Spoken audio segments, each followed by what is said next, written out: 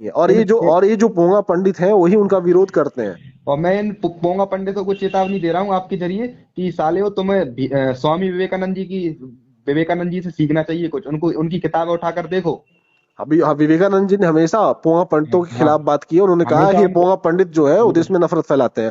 हमेशा उनको विवेकानंद जी ने कहा है पाखंड फैलाने वाले ही देश का नाश करेंगे।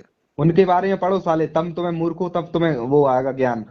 अब क्या लेकिन इनको करोगे। कभी कभी ज्ञान नहीं आएगा इनके, लेकिन पोंगा पंडित हमेशा पोंगा पंडित रहेगा, कभी ज्ञान नहीं आएगा उनमें। हाँ, वो नहीं, पोंगा पंडित होते ही हैं नफरत फैलाने के लिए, वही, जातियों में भेदभाव करने के लिए, इंसानों में भेदभाव करने, जातियों। परिवार परिवार में लड़ाई कराने के हाँ लिए। हाँ, तो मैं यही फाइनली आपसे यही कहना चाहूंगा मेरे भाई कि जी भैया। आप इस गायों की आप सेवा कर रहे हो, आप बहुत अच्छा काम कर रहे हो, आपको बहुत बधाई। और हमसे जी जो मदद चाहिए होगी आप बताना, इस चीज में बिल्कुल। मैं भी आपकी पूरी मदद करूंगा। जी जी भैया। लेकिन इस हाँ इस बात से एकदम आप एकदम बेफिक्र रहना, एकदम माइंड सेट क्लियर रखना कि इस देश में अगर गायों की दुर्दशा है तो उसका हाँ। कारण केवल एक पोंगा पंडित है। पोंगा पंडित जी के अलावा कोई दूसरा कोई कारण नहीं है। ये जी आरोप जी लगाते हैं कि किसी दूसरे धर्म के लोगों के, किसी तीसरे धर्म के, किसी दूसरी जाति के लोगों के ऊपर कि इन लोग गायों के साथ ऐसा ऐसा करते हैं।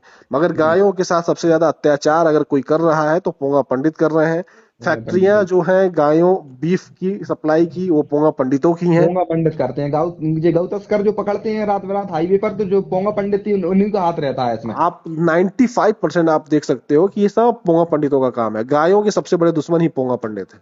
जी भैया जी। ठीक ठीक मेरे भाई, बहुत धन्यवाद आपका। जी जी अमित भैया, धन्यवाद। धन्यवाद।